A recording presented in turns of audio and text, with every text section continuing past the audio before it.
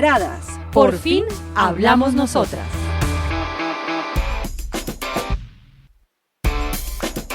Hola a todos y a todas las personas que nos escuchan. Bienvenidos y bienvenidas a un año nuevo. Feliz 2022. Desde Degeneradas estamos muy agradecidas porque nos sigan escuchando.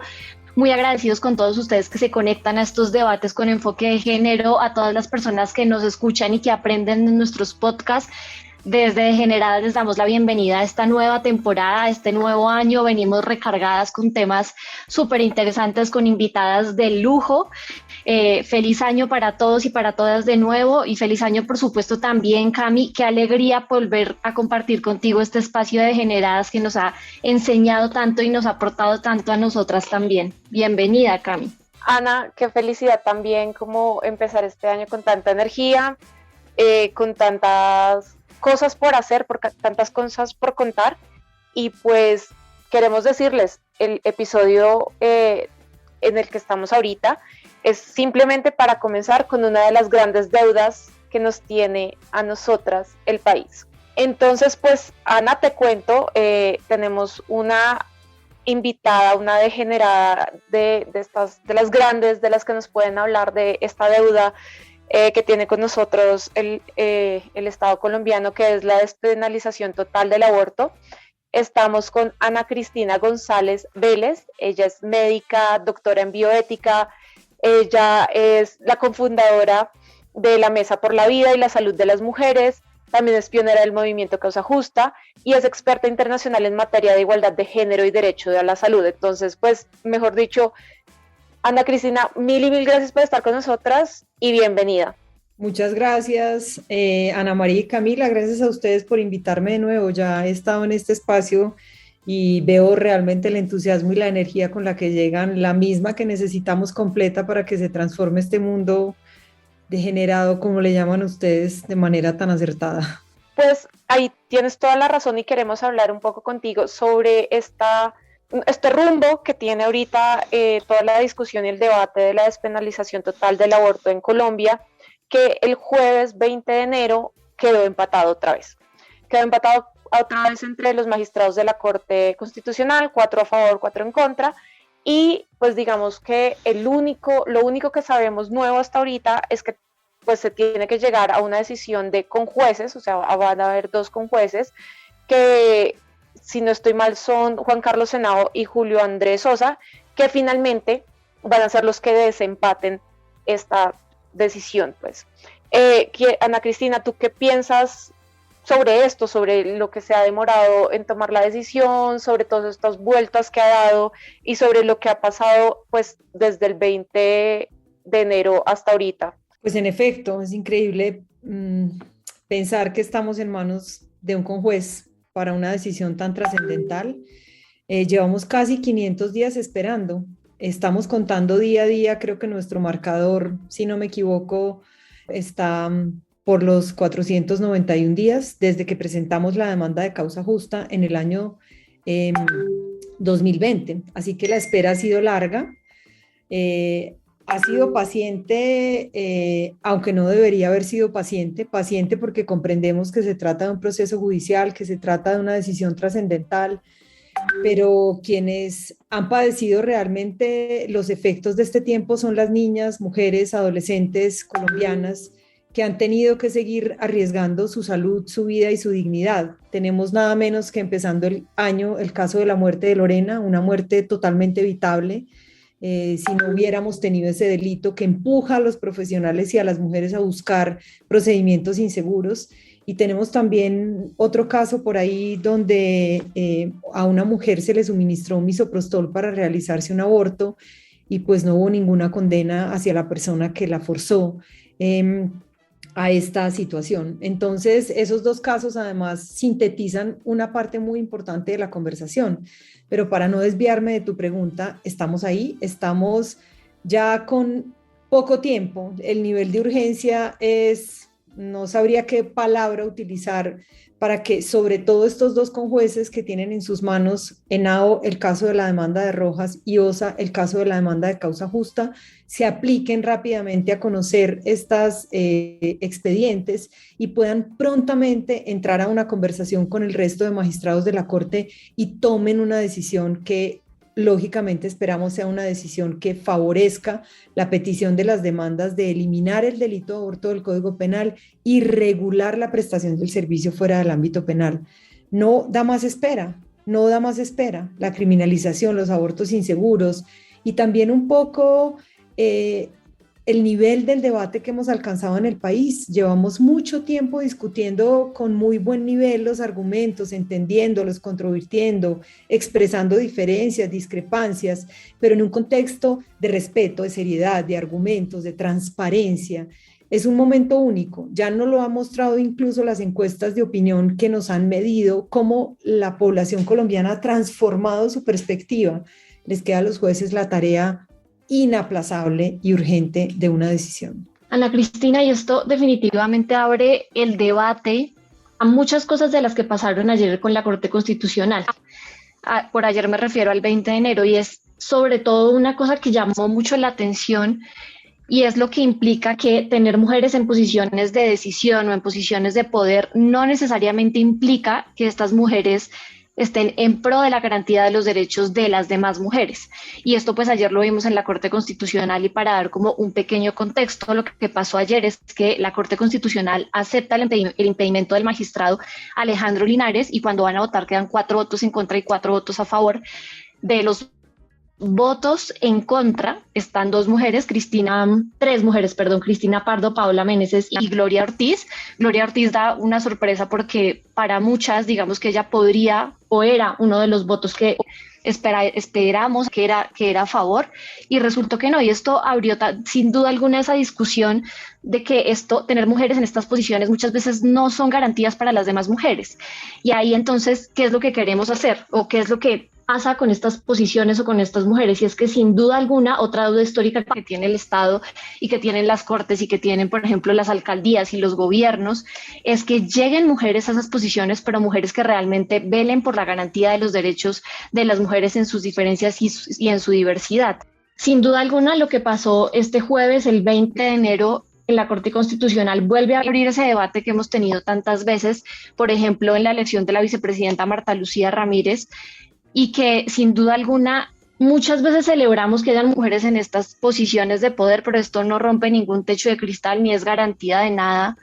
Y es como otra vez las mujeres pues sin ningún soporte y sin nadie que en estas cosas como la Corte Constitucional y en esta decisión que es tan importante y que pone en riesgo la vida de tantísimas mujeres y tantísimas niñas en el país, quede absolutamente como desamparada. Yo no les voy a decir cómo me sentía este jueves con esa decisión, pero sin duda alguna, claro, hay miles de mujeres en los movimientos y hay miles de mujeres en las calles y hay miles de mujeres peleando por esto y con muchos argumentos, como lo decía Ana Cristina hace un momento, pero si en estas instancias de poder y de decisión no tenemos mujeres que realmente se sienten a pensar lo que implica las decisiones que ellas tienen, como por ejemplo en la eliminación del aborto del Código Penal, pues yo creo que ahí hay una deuda histórica que no sé cuánto tiempo se va a demorar en saldarse y es muy preocupante realmente. Pues mira, esa es una pregunta casi que en sí misma para un podcast.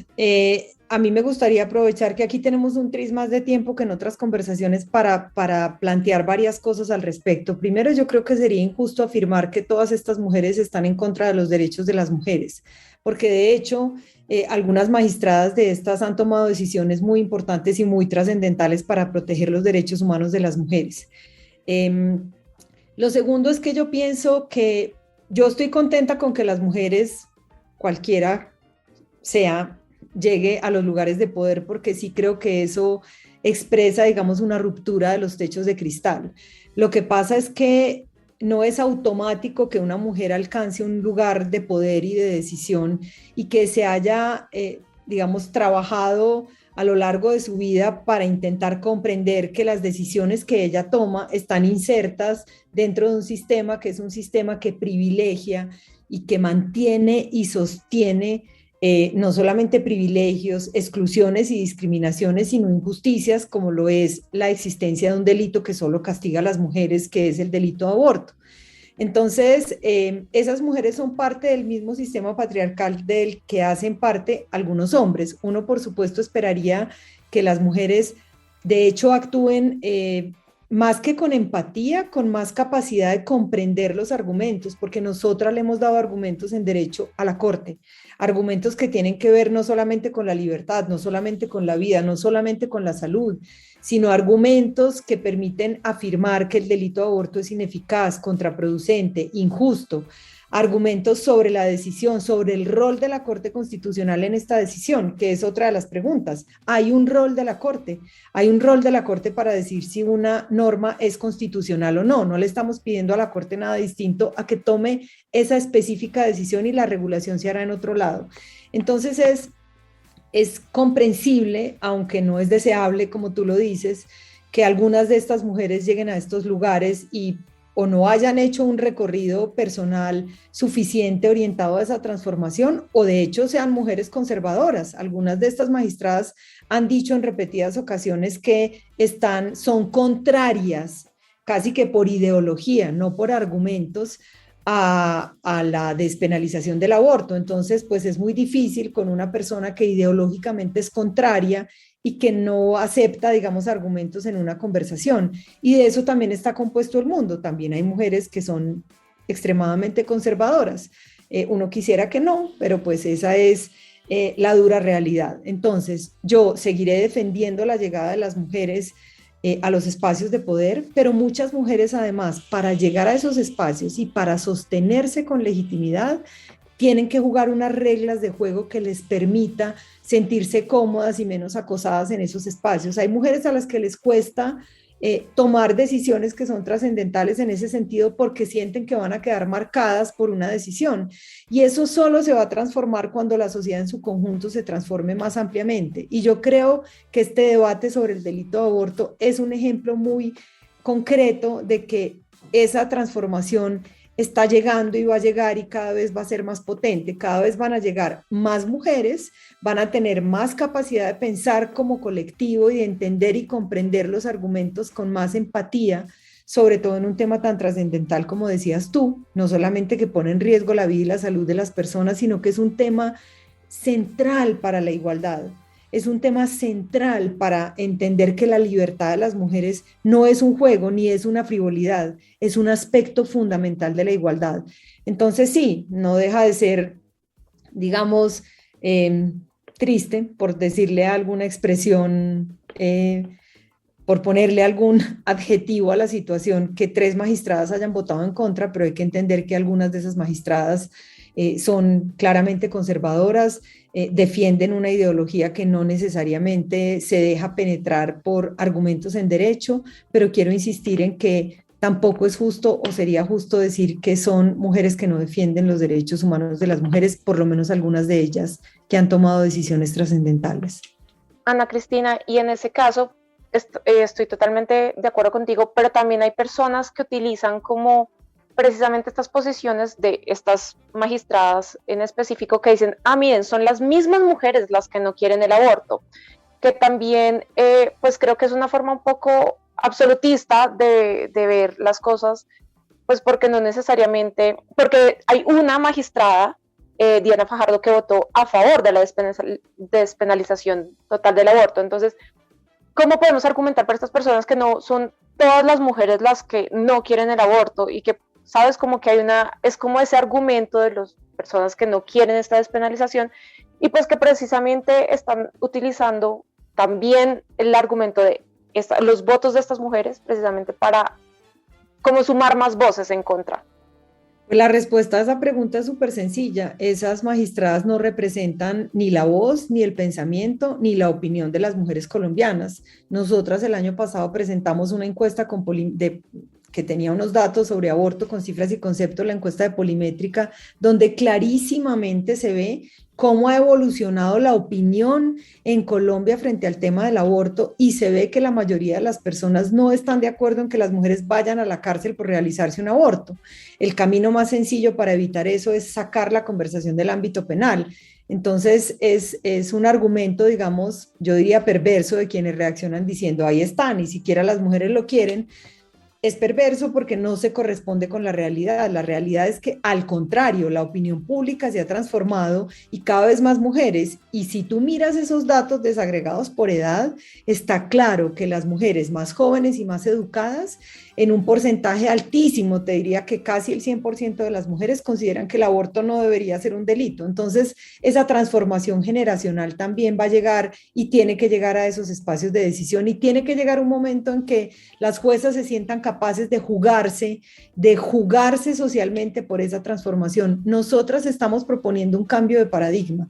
No se trata simplemente de un trámite administrativo de eliminen este delito del Código Penal. No es un mero trámite legal, es una transformación del paradigma que le proponemos al país para que aborde el problema del aborto en el campo de la salud, con educación sexual, con acceso a métodos, con transformación cultural, que las mujeres tengan acceso, que se legitimen y respeten sus decisiones, y de esa manera todas las mujeres cada vez más que requieran una interrupción van a poder llegar de manera más temprana a los servicios, y las que no lo logran porque viven las condiciones más complejas de vulnerabilidad también puedan ser acogidas por los servicios de salud. Ana Cristina, yo quisiera que nos devolviéramos a algo que dijiste hace un momento, y es el tema de que, claro, muchas veces esas ideologías y lo que tú hablabas de que muchas de estas magistradas han dicho abiertamente que su ideología, o en otros casos otras personas argumentan que su religión no les permite estar a favor de la eliminación del aborto del Código Penal, pero es que ni siquiera sé qué palabras usar, no es muy paradójico, muy desalentador tal vez,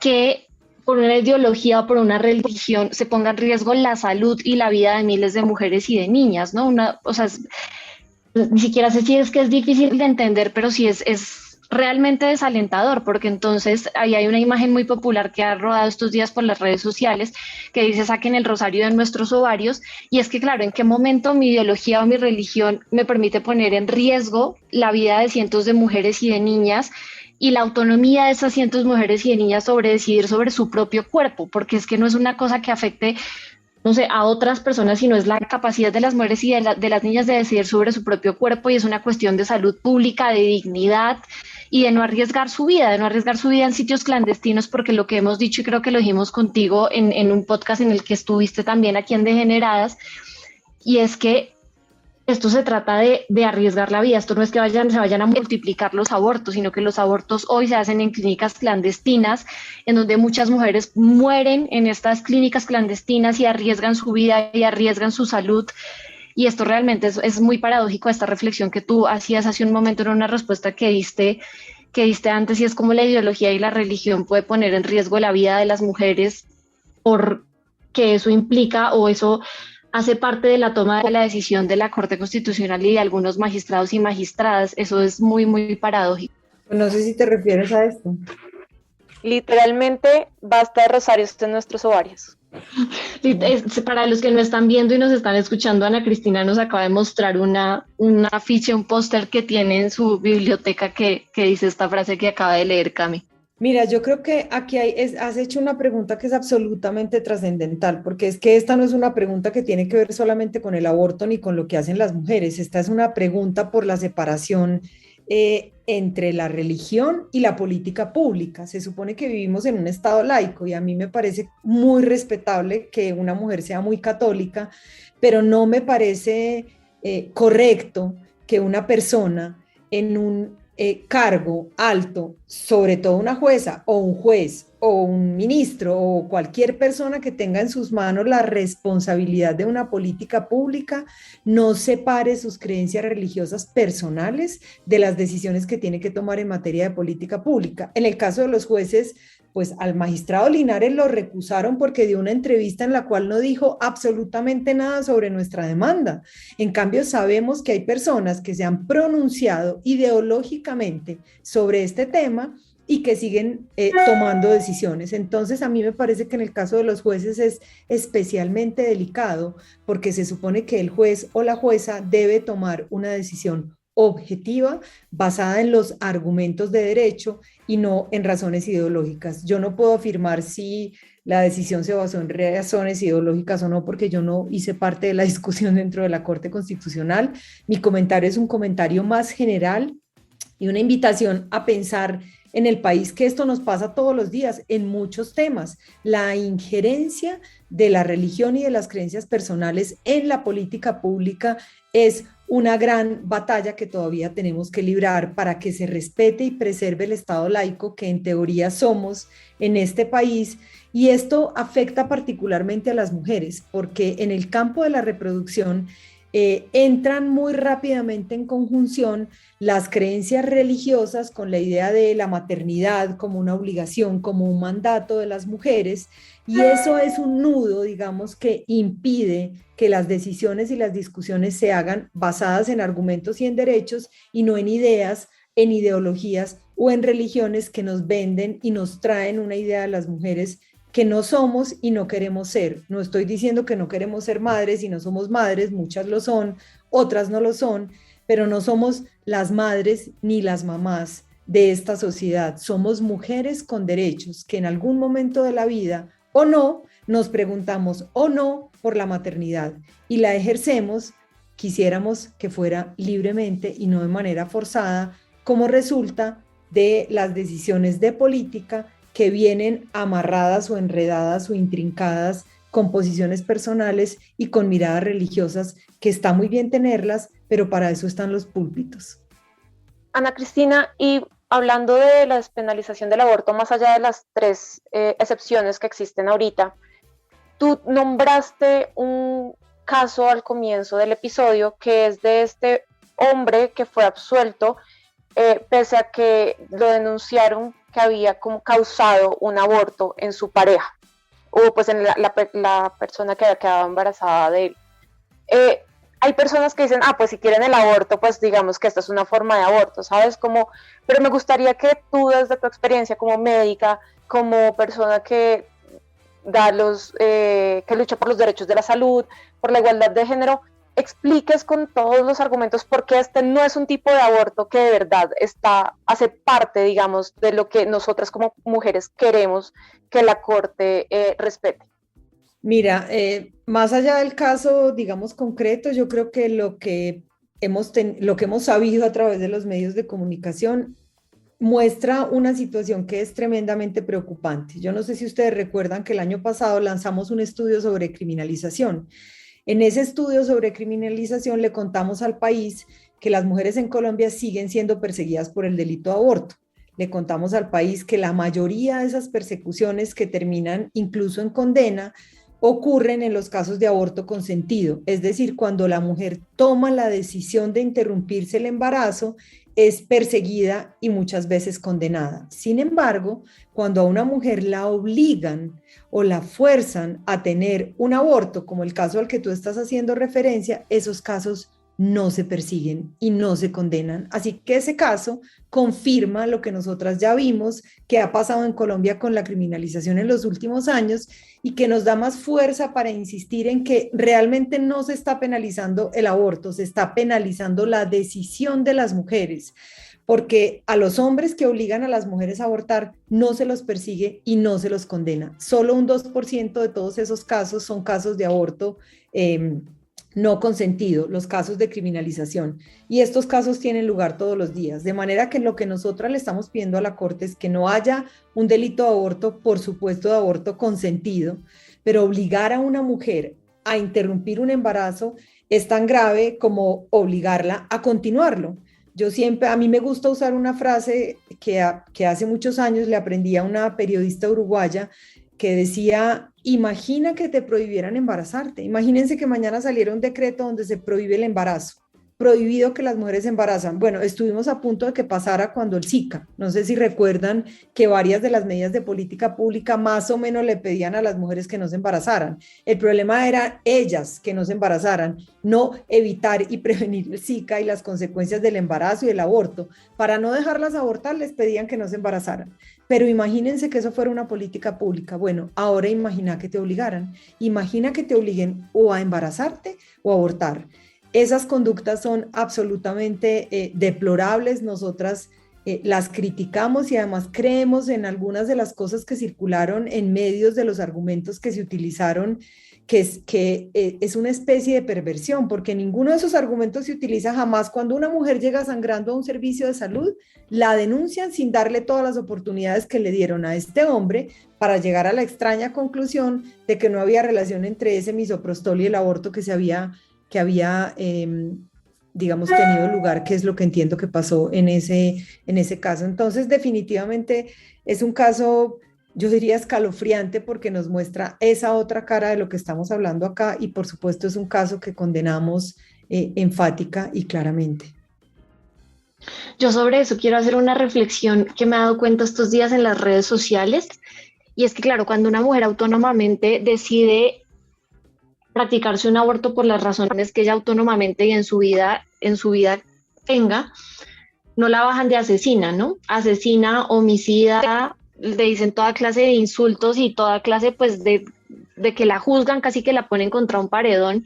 Y lo que yo vi que pasó con este personaje, con este hombre, es que hubo incluso comentarios en donde le decían que él tenía toda la razón porque cómo se iba a dejar amarrar de una mujer, por ejemplo, o que él básicamente era un santo y era un dios, y muchas personas le celebran eso, ¿no? Yo vi en las redes sociales y vi también con mucho incluso repulsión cómo le celebraban algunas personas lo que él hizo, diciéndole que tenía razón y que sí, que él demostró que era inocente, pero que en caso de que lo hubiera hecho, que él tenía absolutamente toda la razón.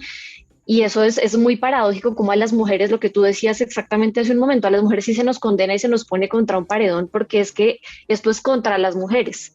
Esto no es más allá que otra cosa, sino contra las mujeres. A él no lo bajaron de Dios, y me pareció, sobre todo, me llamó mucho la atención esta cuestión de eso de amarrar, ¿no? Y muchas personas y muchas mujeres incluso le comentaron esto en las redes sociales. Y de verdad que es una cosa muy aterradora, y yo recomiendo a todas las personas que nos están escuchando que lean todas las cosas que han salido en los medios de comunicación, y los invito también a reflexionar y a hablar sobre todo a los hombres, entre sus amigos, entre sus familias, sobre estos temas que ponen en riesgo la vida de miles de mujeres, y pensemos también en las víctimas. Porque de verdad estos comentarios y estas cosas que parecen chiste y todos estos memes que sacan las personas día a día sobre estos temas de la maternidad y de que lo amarró y de que la quiere embarazar porque lo cogió de marrano y etcétera, son en realidad violencia machista que día a día pues le pueden cobrar la vida a muchas mujeres. Esa era solo una reflexión.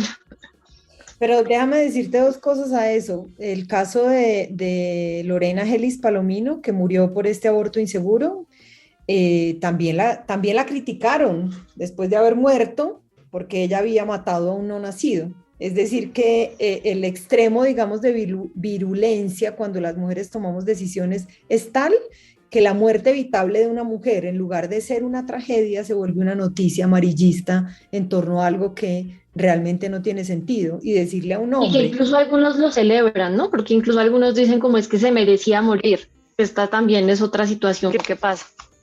Bueno, eso no lo leí, como tampoco leí lo del marrano, que me parece impresionante, porque pero es muy importante, porque deja claro que lo que la gente no soporta, ese pequeño núcleo todavía potente de personas no soportan, es la posibilidad que las mujeres tomemos decisiones autónomas y se nos respete como sujetos morales competentes. En ambos casos, incluso al hombre le dicen primero que con toda seguridad fue inocente, a las mujeres lo último que les dan es la inocencia, ¿sí? Cuando a una mujer la violan también tiene la culpa de alguna manera. La inocencia también no la niegan, como a los hombres se la otorgan rápidamente y le otorgan la razón, porque es que la razón en esta sociedad, en una sociedad patriarcal, tradicionalmente le corresponde a los hombres, no a las mujeres. Entonces, si lo hizo, pues alguna razón tendría, por ejemplo, que no se deje explotar. En cambio, a la mujer le niegan la razón y le niegan la inocencia, porque de alguna manera hay como un sustrato religioso, pero también hay un sustrato, digamos, de patriarcado, porque eso sí que es como si uno pudiera colar los comportamientos de una sociedad, y eso que cae, eso que quedó ahí, es el sustrato del patriarcado, de preservar hasta inconscientemente la mayoría de las personas un lugar donde a las mujeres se nos trata distinto normalmente con desigualdad, con exclusión y con discriminación.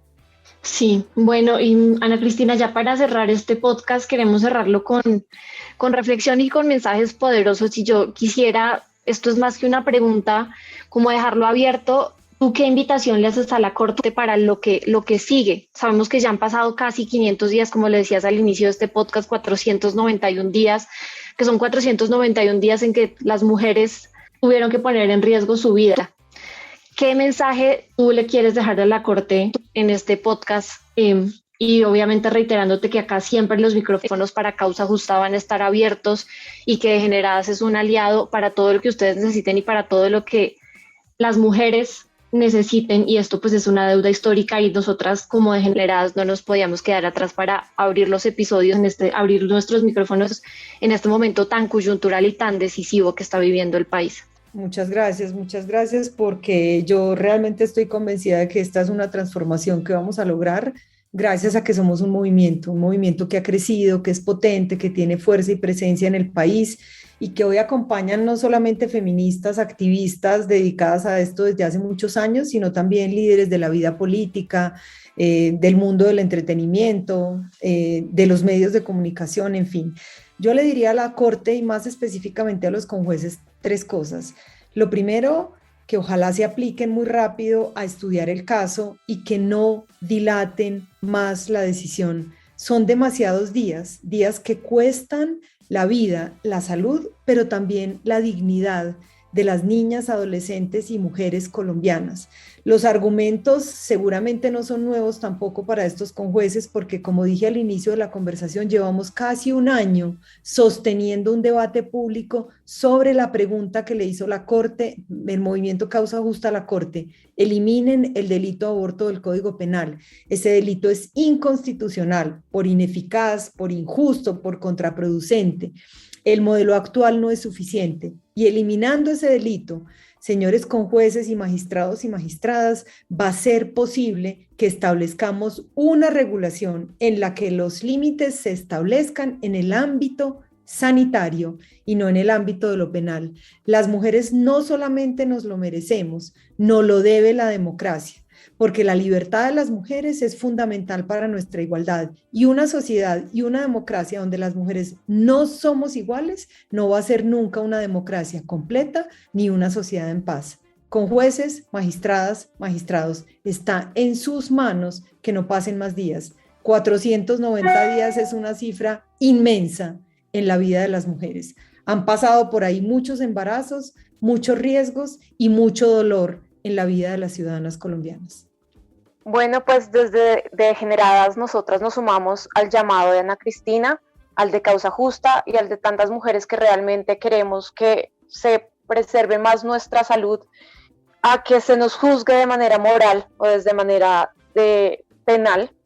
Queremos que se salven vidas, que se respeten nuestros derechos sexuales y reproductivos y que podamos tener decisión propia sobre nuestros cuerpos. Entonces, de verdad que a los jueces, a los magistrados, a los conjueces en este caso, les pedimos que revisen las ponencias, revisen todos los hechos que van a tener en sus despachos y tomen la mejor decisión. Si Argentina pudo, si Argentina está liderando este movimiento en Latinoamérica, estamos seguras de que nosotros aquí en Colombia también podemos. Ana Cristina, mil y mil gracias por estar con nosotras.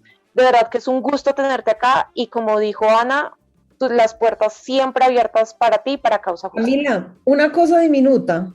Lo que pasó en Argentina fue muy importante, sobre todo esa movilización inmensa, esa fuerza en las calles, esa energía, pero lo que nosotros queremos es distinto a lo que pasó en Argentina. Nosotros queremos un modelo sin delito, no un modelo de plazos, un modelo sin delito que se regule fuera del ámbito penal y ahí se establezcan los límites. Por supuesto que es un modelo, por supuesto que es una energía, pero la petición nuestra a la Corte es una petición distinta que le propone un cambio de paradigma como ya fueron capaces de hacerlo otros países del mundo. No, pues muchas gracias por la aclaración. Gracias, Ana Cristina, de verdad, muchas gracias. Esperamos tenerte aquí próximamente y de verdad que esperamos que esta decisión, que pues según entiendo puede darse a mitades de febrero, sea de verdad favorable a la ponencia del magistrado Rojas.